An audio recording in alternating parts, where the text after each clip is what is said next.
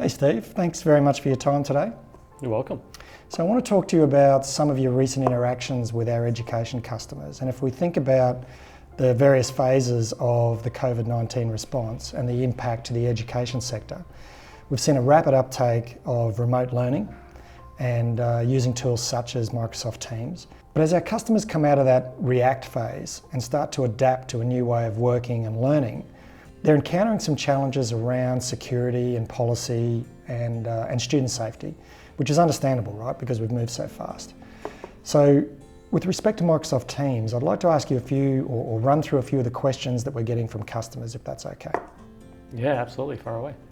So the first question is around information barriers. So how can a school prevent different cohorts of students from communicating or chatting to each other, like primary or secondary, for example?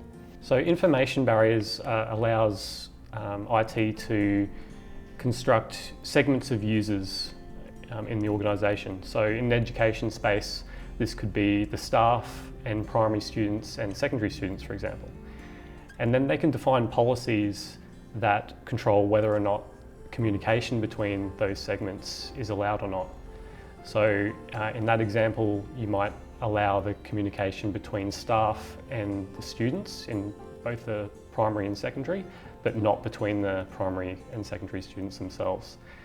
So once these policies have been defined, any policy which blocks communication between two segments of users would mean that they couldn't be a member of the same team, attend the same meetings, or chat or call each other. Okay. So I understand there's some complexities around licensing information barriers, but there's apparently some complexities around deploying it as well.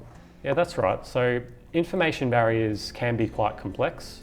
Even in a straightforward example, you need to take care in the way that you segment the users to make sure that you don't inadvertently block communication between sets of users that you didn't intend. So once it's done, can it be undone? It can, though it does take time, and you might find yourself in a situation where for a period of time you've actually got these blocks in place that you don't want. So it's important to get it right first up to prevent those kinds of situations, and we can certainly help with that if you need help constructing the policies or making sure the attributes are in a good way before it's implemented. Right. So the next question's around lobby for all. So we're seeing a massive uptake in Microsoft Teams. Teachers want to be able to restrict students from entering a class or a meeting until they're ready. How do we do that in Teams? Yeah, so this is a challenge at the moment. Currently in Microsoft Teams meetings, anyone who's got the link to a meeting that's internal to the organisation can come straight into that meeting without having to wait in the lobby or be admitted by the teacher in this case. So in an education setting, you can imagine that with students being able to join straight into a Teams meeting, this can get unruly quite quickly. So Microsoft are working on a feature that will require all users that are internal to the organisation to actually be required to be admitted through the lobby. So this is almost like a regular classroom. So students aren't allowed to enter the room until a teacher arrives, for example. Yeah, that's right. So when this policy is in place, it will mean that the students need to actually wait in the lobby for the teacher to admit them when they join the meeting. So another common question, stopping students being presenters. So teachers want to be able to restrict students from kicking other students out of meetings or even teachers out of meetings. How do we do that in Teams? Yeah, so currently this can be done on a meeting by meeting basis, but the teacher has to actually remember to set this for each lesson.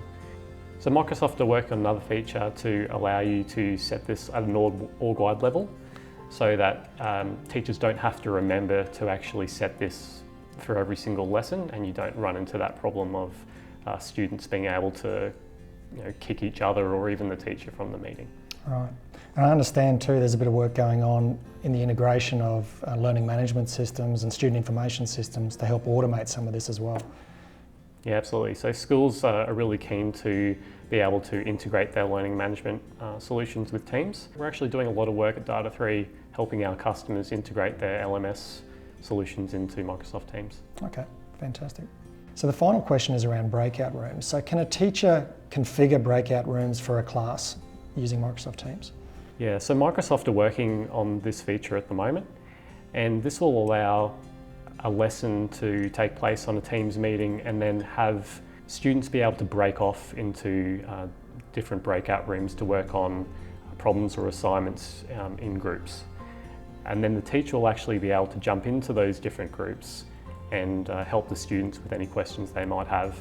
And then the students would be able to actually come back to the main lesson after finishing and close out the lesson. Now Sam McNeil from Microsoft's written a blog about this, hasn't he? Yeah, so it's a great blog post talking to how you can actually set up as a temporary workaround while Microsoft develop the official Breakout Rooms functionality to actually do this today using Meet Now in a channel in Teams.